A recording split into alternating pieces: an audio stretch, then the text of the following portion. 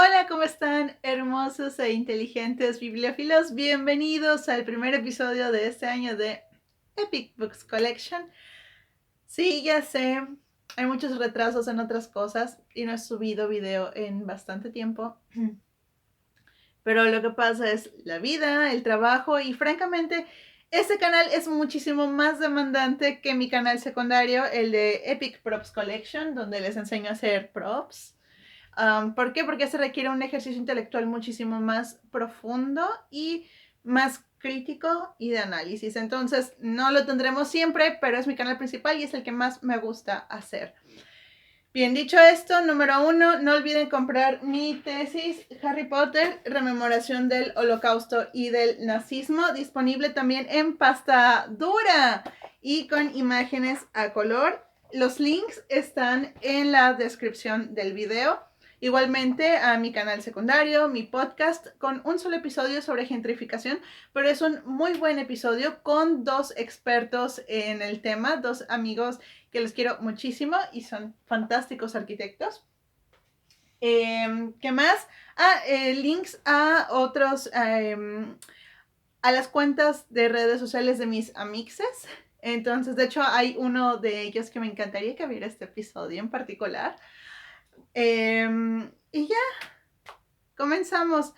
Bien, en diciembre no leí Los Miserables, pero me compré una saga de libros que les juro, o sea, hasta siento que se me ve la cara de emoción, que les juro que tenía siglos que quería leer.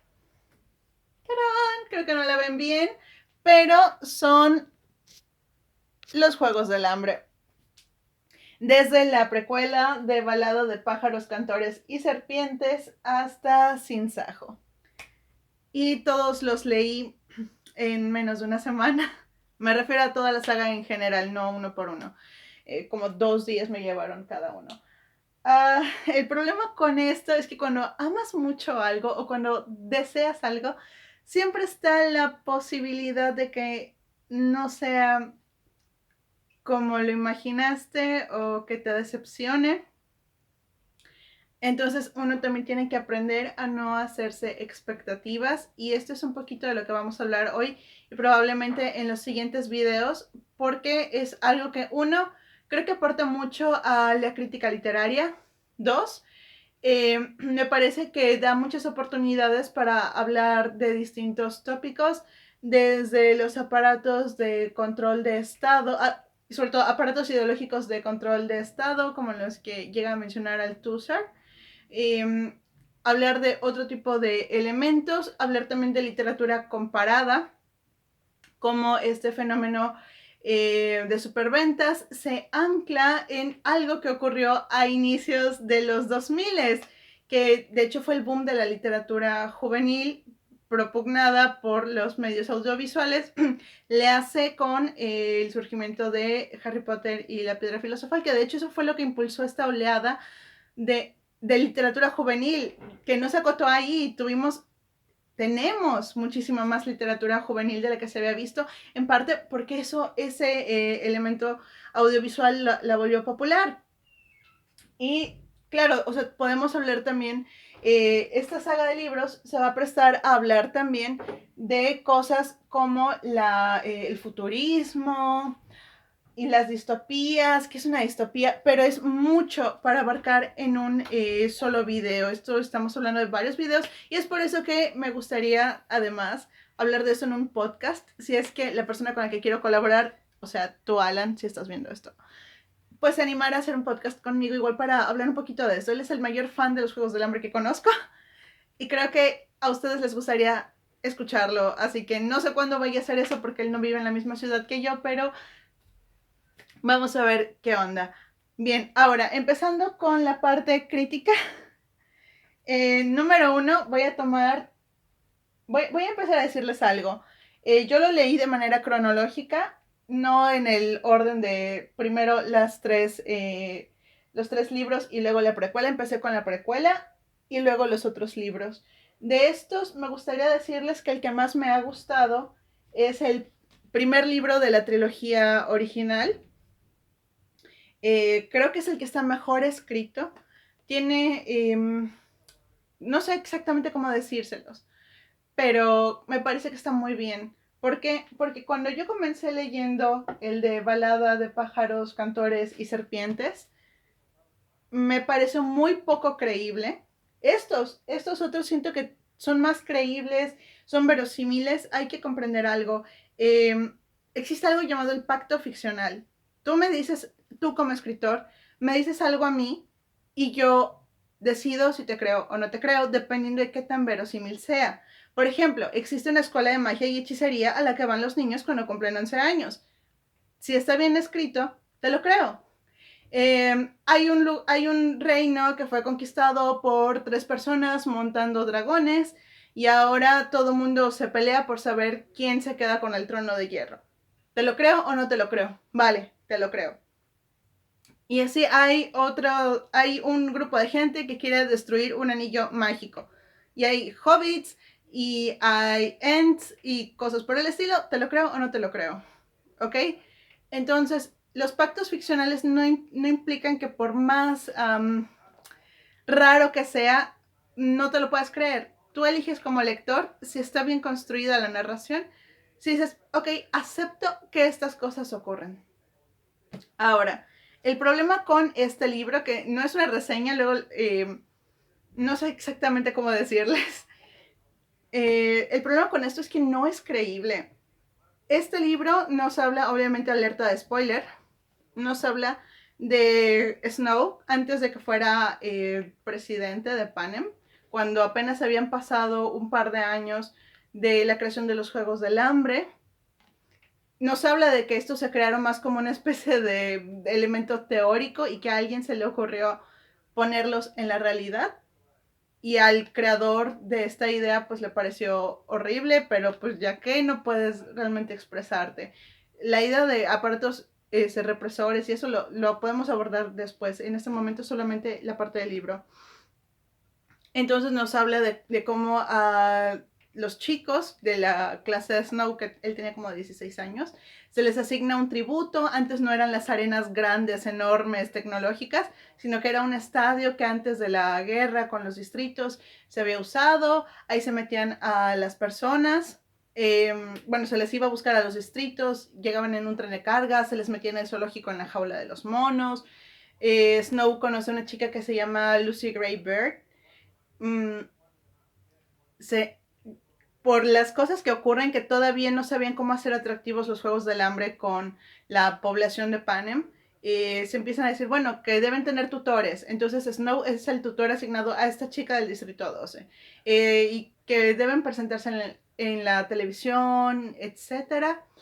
Van pasando una serie de cosas, no salen bien los juegos como parece. Uno de los tributos mata a su mentor, que es otra chica de la edad de Snow, que es su compañera de escuela. Eh, Van pasando muchas otras cosas que son, que ayudan como a dar forma de él, por qué Snow les puede tener odio. Pero a mí lo que me causa mucho ruido es que llega una parte donde Snow parece realmente enamorarse de su tributo. De hecho, o sea, se llegan a besar antes de que ella salga al otro día a la arena. Y durante todo este tiempo él está muy, muy preocupado de que algo le vaya a pasar. Él solo desea que ella pueda sobrevivir. Ahora, él le llega a dar la polvera, un set de maquillaje que solía ser de su madre y que él olía antes de dormirse. Se lo da a Lucy y le dice, ¿sabes qué? Llénalo, pero con veneno de rata del que tienen puesto en la jaula, y envenena a quien tengas que envenenar para que tú puedas sobrevivir. Ok, Lucy lo hace, no pasa nada. Al final ella gana porque es la única que no murió de rabia, porque muchos otros murieron de rabia o por no comer o porque desnutrición o lo que sea. Lucy gana, pero le dicen a Snow, ¿sabes qué? Tú hiciste trampa y eso es castigo. Lo meten como agente de paz, que es un servicio obligatorio de 20 años. Él pide ir al distrito 12, donde sabe que regresó Lucy. Bueno, él no sabía, quiso ir allá por cualquier cosa. Y resulta que ahí estaba Lucy viviendo felices. Querían escaparse, querían dejar él quería dejar el cuerpo de agentes de paz. Lucy quería irse también junto con toda su banda porque ella era cantante. Y pasa algo al final que a mí se me hace tipo Jack Nicholson en El Resplandor. Al final, él, cuando se entera de que lo iban a ascender dentro de los agentes de paz, lo estoy dando muy por encima, hay muchísimas otras tramas interesantes, pero ahorita les digo por qué es importante esto. Al final él encuentra como un rifle y entonces ella como que ya se la solía de que la iba a traicionar, ella se escapa y él solamente como que intenta, o sea, él sale casi dispuesto a matarla, como esa escena en El Resplandor donde Jack Nicholson con un hacha atraviesa la puerta así de, oye. Y entonces es donde veo uno de los mayores fallos de este libro. Número uno, no me atrapó desde el inicio. Número dos, el hecho de que todos tengan apellidos, bueno, nombres romanos, no apellidos, nombres romanos. Como no hay una justificación o no hay algo que nos explique por qué Panem de ser Gringolandia pasa a tener una conformación más de tipo romano, no tiene sentido, no me puedo comprar ese pacto ficcional y como todo es muy enredado y son muchísimos nombres, al menos en la primera parte, eh, es difícil seguirlo. Es difícil seguirlo desde el inicio, ese es número uno. Número dos, el personaje de Coriolanus Snow, Corio, como le dice su prima Tigris, de aquí se enseña que Tigris es su prima y que lo quiere muchísimo como si fuera su hermanito. Tiene un desarrollo muy bonito. A mí me gustó mucho el personaje. Pero este cambio tan brusco que hubo en su personalidad, a mí me hizo tanto ruido y es una de las cosas que dije, está mal escrito este libro. Porque, número uno, se siente como si se hubiese escrito solo por hacer dinero. Hay tantas cosas huecas. Hay una parte enorme de este libro en los primeros capítulos donde explica el por qué la importancia de las rosas para Snow, pero se pudo, o sea, eran páginas, como 10 páginas donde se explica algo que se pudo haber resumido en 3, 4 líneas. Dice que eran las rosas, las flores favoritas de su abuela, etcétera, pero igual no deja entrever por qué son importantes. Si a lo mejor hubiesen construido algo como las rosas simbolizaban la antigua gloria que había antes de los días oscuros, etcétera, y su abuela se aferraba a ese recuerdo y él entendía en algo así muy sencillo de un par de líneas. No tenía que desgastarse y para que además lo hiciera de una manera en la que no se nota tampoco tanta importancia. Te lo explican en 10 hojas porque son importantes, pero no parece que lo sean realmente. Como es, otra vez, es algo bastante extenso, no se los puedo leer como en otros libros. Pero obviamente lo haré poco a poco en otros videos. Entonces, siento que son muchas fallas argumentales en esto. Es difícil de seguir con los nombres que pone. No explica por qué de repente los nombres gringos pasaron a ser romanos. Y el cambio de actitud del personaje en torno al que era su primer amor real fue muy what the fuck. La última parte donde él dice, donde él regresa, al final todo fue una prueba para saber si estaba del lado de Panem o no. Ok, vale, él regresa y una parte escrita tan rápido de, sí, él se aseguró de que cuando se casara, que se casaría con alguien incluso que odiara, para que nunca lo pudiera manipular, shalala. O sea, está tan escrito tan rápidamente como ya acabemos con este libro, que de verdad se siente como si fuera solo para vender dinero, no se siente como si fuese realmente una historia. Quiso contarlo todo en uno solo, probablemente debió escoger mejor las cosas. O sea, la relación entre Snow y la chica Lucy, la verdad, esa sí se desarrolla muy bien, eso sí se siente real, pero el resto de las cosas, me parece que este libro se cae. No tiene mucha coherencia interna. Está mal escrito. Este libro está mal escrito y se los puedo asegurar como crítica literaria y ahora como doctora, que también soy doctora ahora. Está mal escrito. No quiero causar controversia. Yo entiendo que a muchos les guste, pero a mí me decepcionó.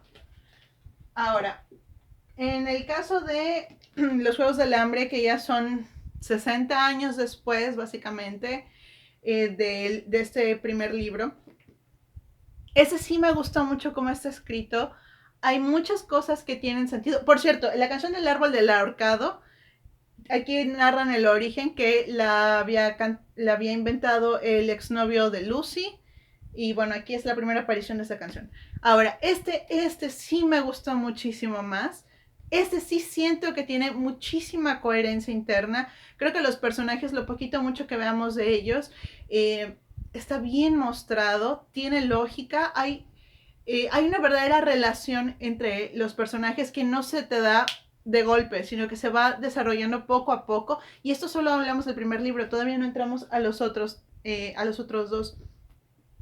Tiene más sentido como lo narran, tiene más sentido la construcción del carácter de cada uno.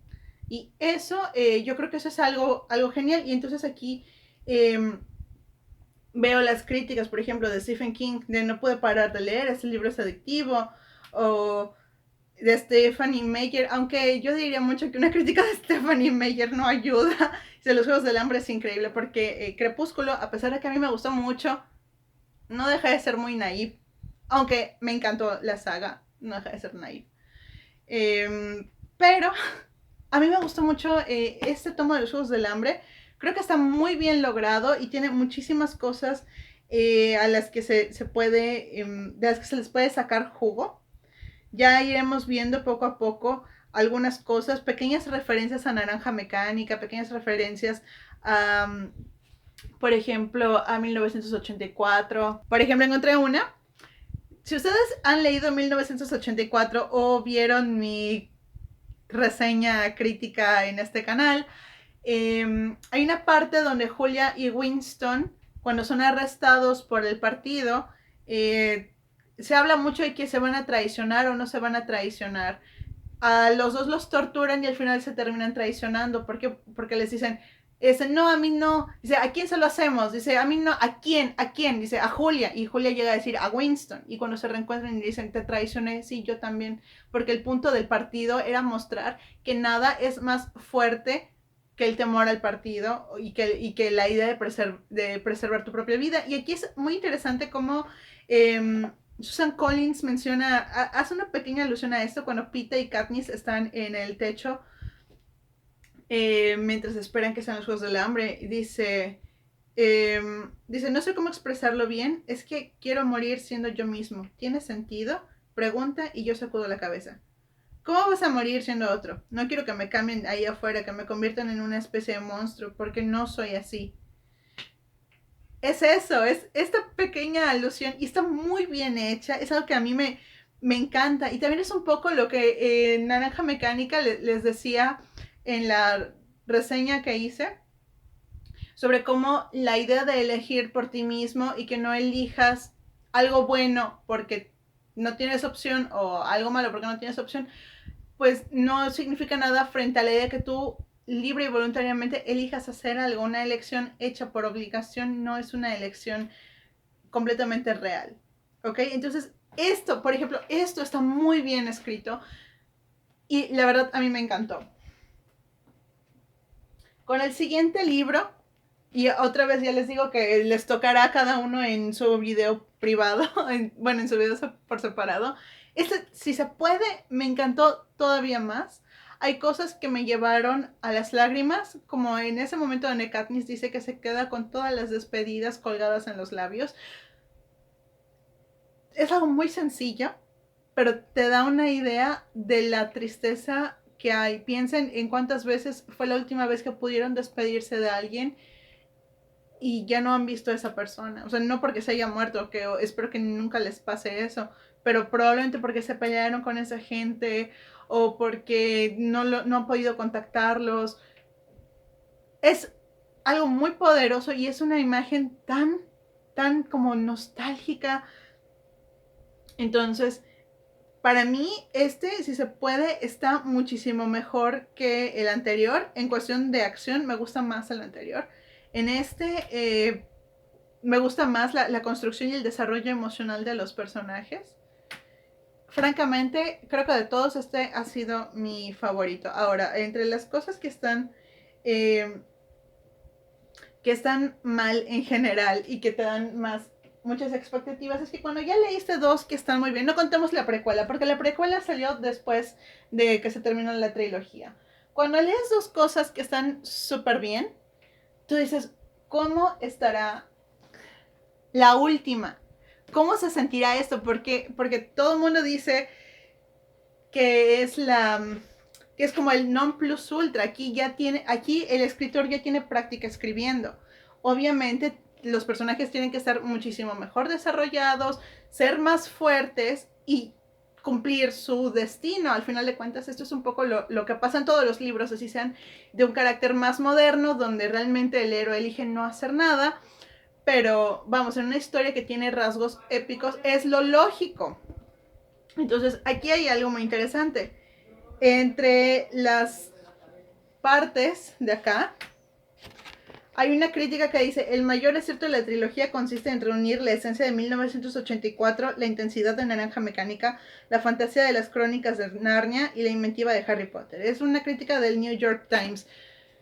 Cuando lees una crítica así, tú te esperas la gran cosa. Yo ya había leído estos dos y me gustaron mucho, pero les voy a decir algo, se quedan muy en la superficie. Yo dije, este es el que es el que va realmente a very, very deep down. Porque aunque están bien escritos y me gustaron mucho, son un tanto naive, son un tanto así como vanilla, ya saben, llevables. No hacen, a diferencia de lo que dice esta crítica en el New York Times, que yo me pregunto cuánto le habrán pagado por esta crítica, no tiene la esencia de 1984. Sí hay cosas de 1984 ahí que están bien escritas, pero no tiene esa esencia. Esa pudo ser todavía más trabajada. La intensidad de Naranja Mecánica no la tiene. Aparecen alusiones como las que les acabo de leer, pero otra vez no está trabajado a ese nivel tan profundo de reflexión, se queda muy en la superficie. Ese es el problema. Pero está en la superficie. No siento que tenga la fantasía de las crónicas de Narnia. Francamente, no he podido leer el trabajo de C.S. Lewis. He leído el primer libro de las crónicas de Narnia, pero incluso ese está narrado de una forma que no deja ningún cabo suelto, que todo se desarrolla, que el primer libro, aun cuando no leas los siguientes, está completo en sí mismo. No veo esto acá. Y lo de la inventiva de Harry Potter. Ok, yo me autonombro la persona más experta en análisis crítico y teórico de los libros de Harry Potter. Créanme que no veo nada de eso acá. Y de hecho les voy a mostrar por qué en un ratito. No veo nada de eso acá. Todo esto se ha quedado muy en la superficie. Sí, los personajes se desarrollan, pero ese nivel, digamos, ese nivel de construcción literaria no aparece. Todo el entramado es como cuando ustedes compran sábanas y cuentan cuántos hilos por centímetro hay. Hay unos que el tejido es muy ancho, bueno, no ancho, sino que son pocos hilos, entonces los cuadraditos, los espacios que quedan son grandes, y hay otros que tienen los hilos muy juntos, muy apretados, que son sábanas de mayor calidad, y el entramado, o sea, no puedes ver los huequitos. Pues es que eso pasa, el día y la noche. Entonces yo mis esperanzas las puse en Sinsajo. Yo puse mis esperanzas en este libro, ¿no? Las puse aquí. Dije, vale, vamos a ver qué tan adentro va Susan Collins. ¿Qué tanto? Me decepcionó. Casi tanto como la precuela. Porque a pesar de que sí hay cierta maduración de los personajes y situaciones complejas, o sea, se habla del trastorno por estrés postraumático, etc., no deja de ser naive. Y a diferencia de En Llamas y Los Juegos del Hambre, donde hay como una mayor interacción de las personas y todo tiene sentido dentro de este mundo posapocalíptico. Aquí francamente hay cosas que no me suenan lógicas y no me suenan verosímiles. A diferencia de las otras, que incluso incorporan o intentan incorporar elementos de lo que podría considerarse el canon de la ciencia ficción, como 1984, Naranja Mecánica. Yo incluso aventuraría a decir un mundo feliz, porque el Capitolio al final de cuentas es como un mundo feliz, el consumismo es lo que los hace felices y renuncian a sus obligaciones políticas. Yo diría que este libro, hay tantas cosas que están mal, que no son creíbles. Por un lado, ok, vale, un evento tan traumático como los Juegos del Hambre deja secuelas en la gente. Ok, es creíble que eso pase con Katniss. Vale, está bien. Pero la manera en la que es que es ambivalente, porque por un lado se entiende que es una chica de 16 años más o menos, desde el primer libro hasta acá, creo que tiene como 16, va cumpliendo años en el transcurso. Ok, y como que lo entiendes, dices, bueno, ok, está enamorada, entonces ella tampoco es una persona que esté muy cuerda, porque además tiene un trastorno de estrés postraumático, lo cual sí se refleja bien hacia el final del libro. Hacia el final del libro sí siento que es más creíble, pero en el desarrollo del mismo no. Además no puede tomar decisiones como un adulto porque no es suficientemente madura, es menor de edad, para empezar. Y hay muchas cosas por el estilo que en un personaje de unos veintitantos años podrías creerlo, pero hay cosas que en un personaje tan pequeño no, y no es del tipo de gente, no, la construcción del personaje no es como en otros casos donde las circunstancias han hecho madurar a la gente. No es lo mismo que Harry, que no tuvo padres, que lo han intentado asesinar 500,000 de veces antes de cumplir los 18, tenga que madurar, y ni siquiera es un chico tan maduro, pero es muchísimo más maduro en otras cosas. O por ejemplo, pensamos en Juego de Tronos, donde Sansa tiene 13 años y, bueno, 14, y ya lideró la migración de Nido de Águilas, pasando de ser una niña que lloraba por todo a empezar a ser una chica más madura. Eso es en el libro. En la serie, pues los actores crecen y Sophie Turner ya no parecía de 14 hacia el final. Pero ese no es mi punto. El punto es de que la transición del crecimiento de los personajes a través del dolor es creíble. Pero en este caso, a pesar de que todo pasa rápido, hay partes que son creíbles, sobre todo hacia el final, pero en el desarrollo, o sea, el final es esto. El resto del libro, el inicio es esto. Y hay tantas cosas ambivalentes que no son creíbles en un mismo personaje. Se pueden integrar, pero no están bien integradas, no están bien explicadas. Y ese es el problema principal con este último libro, que yo me esperaba de, ok, aquí se quedaron en la superficie para tratar más las relaciones entre los personajes, pero aquí van a ir muy, muy adentro para hacer una crítica. O sea, no es responsabilidad de la literatura hacer críticas y denunciar todo lo malo del mundo, pero ciertamente es lo que le da el punch a los libros, y es en que estos se queden con nosotros, más allá de si sacaron una película o no. Es esto. Esa es la diferencia en que algo resista la prueba del tiempo y que no la resista. ¿Ok? Entonces, me decepcionó.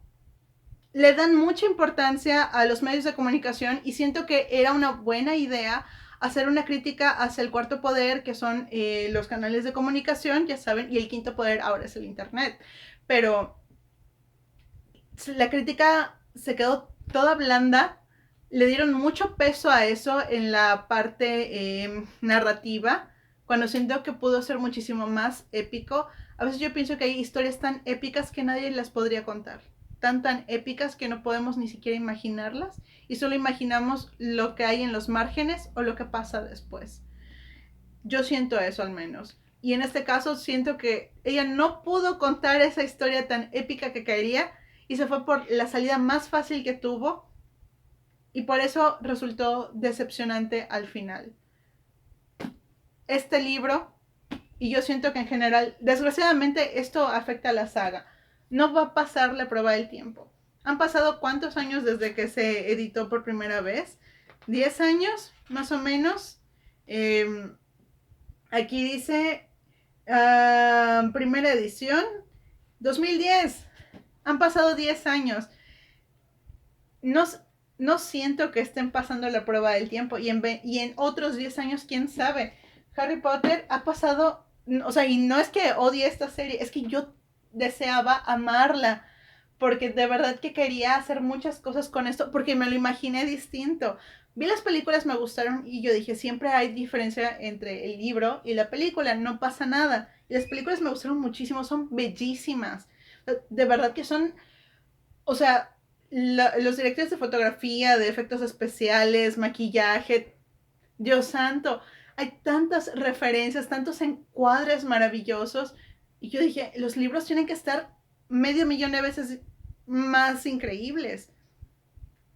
El problema es que me decepcioné. El problema es que estos dos libros, el primero con el de Juegos del Hambre y En Llamas, me gustaron tanto y que dije, ok, la precuela no cuenta, es un resbalón. Se escribió después y no es parte de la trilogía original. Para que al final me decepcione muchísimo el último, que hay cosas que siento que se debieron decir o de las que se debieron hablar, te quedas con la sensación de que algo es, o estás tú mal porque a todo el mundo le gusta, o probablemente nadie tiene el valor de decir que no le gusta porque no quiere echarse a la gente encima. Eh, o sea, yo entiendo si a alguien le gusta, pero desde el punto de vista de crítica literaria, y esto es algo que yo estudié, este libro se cae porque no son verosímiles el carácter de ciertos personajes o la manera en la que están integrados. No quiere decir que no puedan tener estos rasgos, pero no están bien integrados. Hay cosas que quedan sin explicación o que se escuchan forzadas o situaciones que ocurren muy deprisa porque probablemente la escritora no supo cómo narrarlas. Yo no soy experta en ficción, o sea, me refiero a que yo por mí misma sé lo difícil que es escribir literatura porque yo lo he hecho y es muy complicado. Mi género es el ensayo. Yo soy una persona que hace ensayo y sé lo difícil que es hacer literatura. Pero por lo mismo, siento que si ya tienes la práctica de haber hecho dos libros muy buenos, intentes a lo mejor no abarcar tanto, no intentar contar tanto y terminar diciendo nada, ¿vale? Si quieres contar mucho y no puedes, divídelo o borra lo que sientas que está de relleno, porque hay mucho relleno, es que también ese es el problema, hay mucho relleno para que llegues ya a la acción y eso también desespera. No pasó en este ni en este, pero sí pasa en este y peor en la precuela. Entonces, yo sí me siento decepcionada. Por ejemplo, caso que me decepciona del de Sinsajo es cuando le dan su arco que responde solo a su voz. Y yo dije, aquí hay algo interesante. ¿Por qué? Porque pensemos en nuestros héroes juveniles que, y nuestros héroes clásicos que tienen un objeto que los identifica a sí mismos y que solamente su voz o su presencia los activa.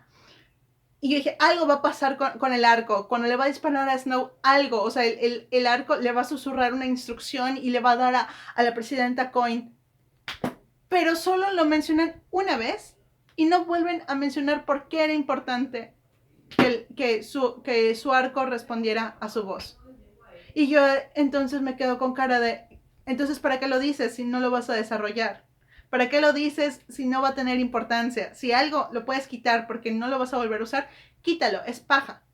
Pero era una muy buena oportunidad, completamente desaprovechada por Susan Collins de establecer una situación tensa hacia el final. No lo desarrolla. ¿Qué sentido tiene entonces? Y otra vez voy a ir a dos libros de nuestra literatura de bestseller, que no por ser bestseller son malos. Eso es un estigma que hay que quitarnos, pero de nuestra literatura contemporánea que habla de héroes y este caso, y que se los menciono en parte porque ustedes lo conocen. La varita elige al mago, o sea, solo funciona con quien la eligió, o bueno, o quien eligió a la varita. En el caso de Juego de Tronos, por ejemplo, Ghost obedece a Jon básicamente. También de repente sigue instrucciones de Sam o de alguien más, pero por ejemplo para Jon es eso. Para Daenerys son los dragones, solo un Targaryen puede acercarse a un dragón. Entonces, y yo pensaba, el arco de Katniss va a hacer algo porque solo puede obedecerla a ella, solo puede reconocer su voz. Y cuando pasan las batallas digo, ok, todavía no, ok, todavía no. Y al final dije, aquí va a pasar algo, le va a susurrar que cambie de objetivo o algo así. Y me quedé, decepcionada porque no vi algo así. Algo que tenía tanta oportunidad de ser explotado, no lo fue. Entonces me quedé con un resabio como que me mintieron, que me faltó algo. Y ese es el problema. Nosotros, cuando pensamos en la ficción, lo podemos ver desde tantas ópticas, desde el punto de crítica literaria. Esto es un pequeño fanfic retomando al canon de las distopías, que es 1984, Fahrenheit, Un Mundo Feliz, Naranja Mecánica, todas estas obras de ficción que han soportado el paso del tiempo. Vemos que lo retoman, pero muy por encima, que no es que esté mal. Como les dije, hay de repente pedacitos brillantes en esto, pero no es suficiente, no construye nada nuevo, no lo construye. Y eso es un problema con este tipo de literatura. No, o sea, toma el canon de ficción, pero solo lo usa para rellenar huecos, aunque lo hace bien, no va más allá. Porque incluso la crítica a la televisión tampoco es tanta. Se queda más en la forma y no en el fondo.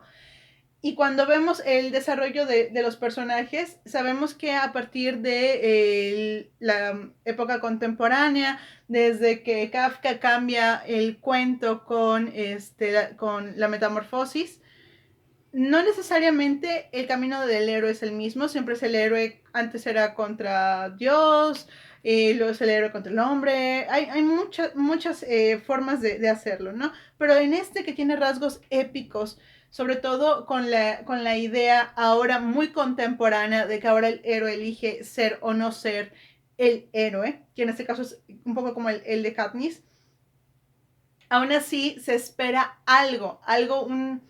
un deal breaker, algo que lo rompa y nos ilumine y tenga esta conformación fantástica, y no lo hay, se cae. Esto avanza y se cae horrible. Y eso es algo que tenemos que entender. Es que no funciona como algo épico y no funciona dentro del canon de la ciencia ficción porque no aporta nada nuevo. Ese es el problema, no aporta nada nuevo. Agarra clichés. Y entonces sabes que no va a resistir el paso del tiempo. Las películas probablemente sí, pero los libros lo dudo mucho que en 10 años sigamos hablando de eso. Para empezar, yo me tardé mucho en conseguirlos porque no tenía dinero antes cuando estudiaba, pero ahora que ya soy profesionista, sigo sin tener dinero, pero de repente alguien te regala cosas. Entonces, por eso es que puedo acceder a estos. Hace siglos que los quería comprar, que los quería leer, los soñaba, los deseaba, pero también uno tiene que hacerse, como lectora, uno tiene que controlar sus expectativas. Entonces, así pasa. Del punto de vista del canon no corresponde. Del punto de vista del desarrollo de la trama, del viaje del héroe, etcétera, que no necesariamente se tiene que aplicar tal cual, tampoco se cumple.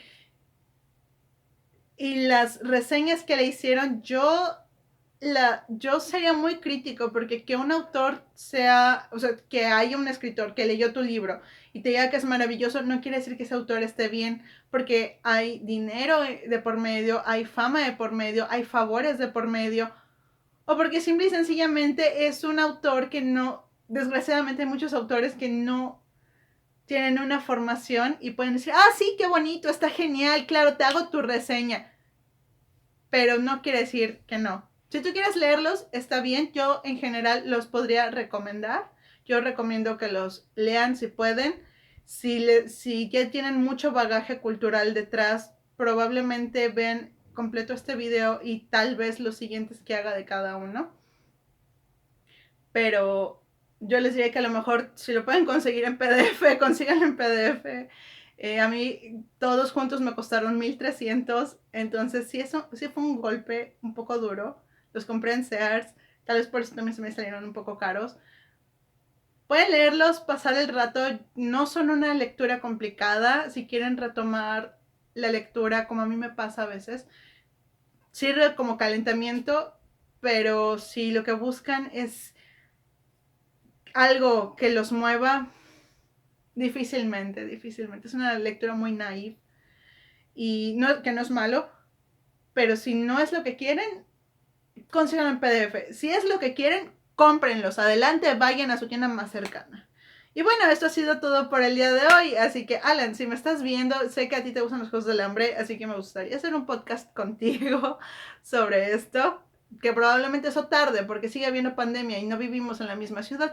Pero por ahí queda la idea y podríamos hablar de más cosas de ficción. De hecho, aquí en este canal me gustaría hablar un poco más acerca del canon de la ciencia ficción. Anyway, feliz año nuevo, aunque ya terminó el lunes de los meses. Y hasta la próxima.